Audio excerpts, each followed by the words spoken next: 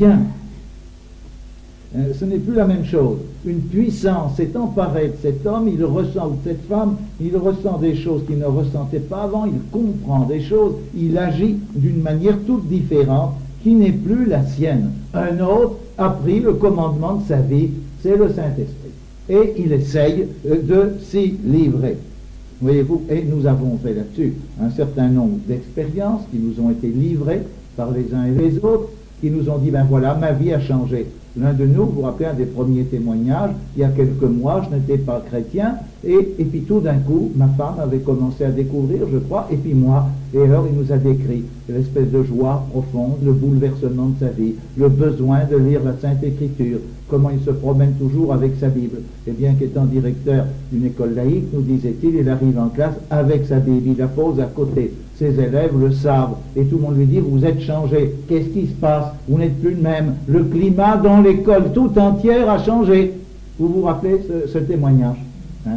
Et puis les autres qui ont suivi. On ne va pas les refaire, mais vous voyez, je tenais à vous dire ceci pour que ça se tienne, hein? Les 4 ou 5 points qui résument notre foi chrétienne, et puis alors le Saint-Esprit.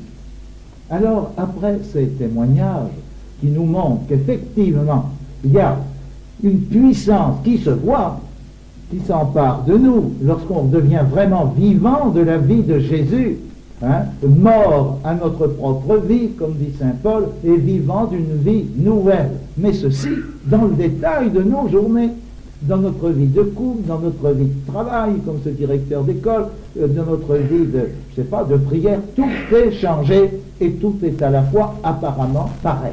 Une puissance mystérieuse, car rien n'est plus mystérieux que l'Esprit Saint, on ne le voit pas, mais on voit son action sur nous est perceptible.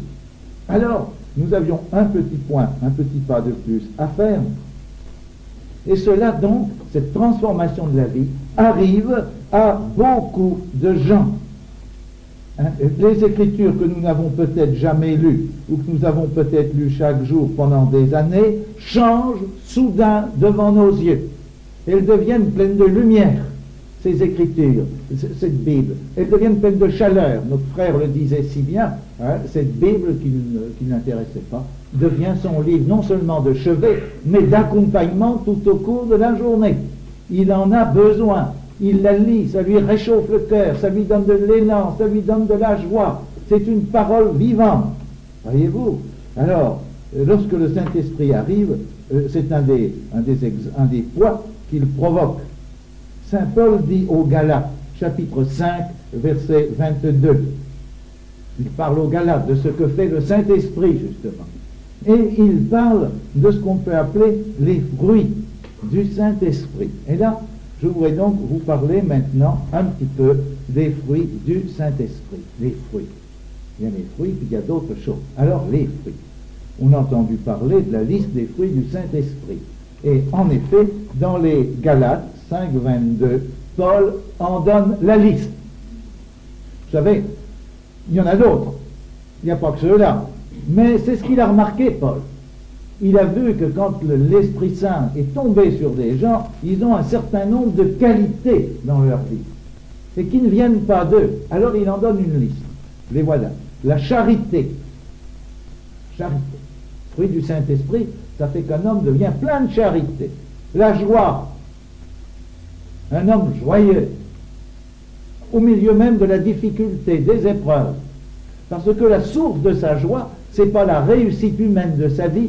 La source de sa joie, c'est la joie de Dieu qui a pénétré par l'esprit d'amour, qui est la joie du Père, a pénétré en lui et lui donne la joie. Sa joie ne vient plus de ce que sa vie est facile, de ce que ça réussit. Et voyez, hein, on peut avoir des moments d'accablement, on peut avoir des moments de grande fatigue, mais en général, la vie de quelqu'un qui a reçu le Saint-Esprit, il a la joie. Il espère, il est sûr de ce qu'il va avoir, au milieu même de son obscurité. Ah, il y a quelque chose de plus. Donc, la charité, la joie, la paix. Ah, la paix, c'est encore une nuance un peu complémentaire de la joie. La patience, c'est pas toujours commode. La patience, hein, la charité, la joie, la paix, la patience, et tout ça parce qu'on sait que tout finalement, va aboutir, tout va se réaliser pour notre bien. Tout coopère au bien de ceux qui aiment Dieu. Et ça, c'est pas des phrases. Dans le fond de notre cœur, on croit à l'amour, comme Saint Jean. Et parce qu'on croit à l'amour, on croit que l'amour va être vainqueur du mal qui nous écrase, qui nous oppresse. Et on n'est pas désespéré. Si nous pleurons, comme dit Saint Paul, nous ne pleurons pas comme ceux qui n'ont pas d'espérance. Eh bien, pourquoi? Parce que bien sûr, on a le mal qui nous tombe dessus, qui nous écrase sur le moment, mais on sait que ça ne peut pas être définitif. Ça va se réduire, ce mal. Il va être écrasé par l'amour. Il va rebondir en amour. Alors donc, charité, joie, paix, patience, et tout ça au milieu des épreuves. Hein? Quand Paul nous dit ça, il faut voir quelle était la vie de cet homme-là. C'est vraiment quelque chose d'extraordinaire. Hein? J'ai relevé toutes les injures faites à Saint Paul par ses bons compatriotes les Juifs. C'est pas nouveau que les croyants n'ont pas toujours ces fruits de l'esprit entre eux, vous savez. Hein? Une page entière, j'en ai relevé, d'injures contre Saint Paul dans les Actes des Apôtres et dans les Épîtres. Une page entière. Et puis pas des choses simples, vous savez. Et il en a vu, au point de vue souffrance physique, au point de vue, à toutes les manières. Hein. Eh bien voilà, charité, joie, paix, patience, bienveillance, il y a une petite nuance. Hein. Vouloir le bien de l'autre, c'est le mot latin, vouloir. Hein. Vouloir le bien de l'autre, bienveillance, fidélité, ce mot qui dit que on tient contre toutes les attaques. Mais fidélité, vous savez, c'est basé sur le mot fides, la foi. Celui qui garde la foi dans le bien qui est dans l'autre, en dépit de tout. Douceur, bonté et maîtrise de soi. Tout ceci n'étant pas bien sûr à plein temps dans une vie. Hein? Il y a toujours les pulsions de la nature et des situations, mais en général, on retrouve, voilà les fruits que donne l'esprit. Parce qu'il apaise, il remplit d'amour. On a toujours dit que l'être qui se sait aimer, l'enfant qui a été aimé tout petit, avec tendresse, eh bien, il y a de grandes chances qu'il n'ait pas ces formes de dépression qu'on voit dans ceux qui n'ont pas connu l'amour. Or, l'Esprit Saint, c'est l'amour. L'amour de Dieu qui nous a été donné, qui a été répandu dans nos cœurs. Romains 5,5. Spiritus Sanctus, Quitatus es vobis, vous y êtes, et j'ai toujours appris ce qui concernait les fruits de l'esprit. Et j'avais appris même un moment par cœur cette liste dans Galates 5, plus jeune, en disant c'est ça, les fruits de l'esprit, hein, Galates 5. Mais je crois aussi que je risquais pendant un temps de croire, et vous aussi, je pense, vous allez me dire si c'est pas vrai, que ces fruits de l'esprit, c'est comme ça qu'on me les a présentés: charité, joie, paix, patience, bienveillance, fidélité, douceur, bonté, maîtrise de soi. C'était quelque chose qu'il me fallait travailler pour les acquérir. Vous y êtes? Et vous aussi? Hein?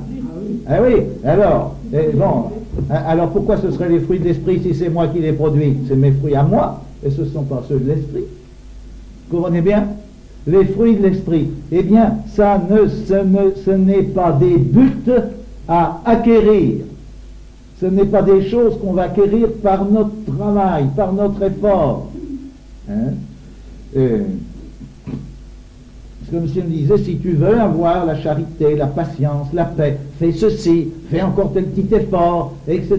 Puis tu verras, tu vas finir par y arriver. Hein? Comme celui qui se fait des biceps en faisant des tractions.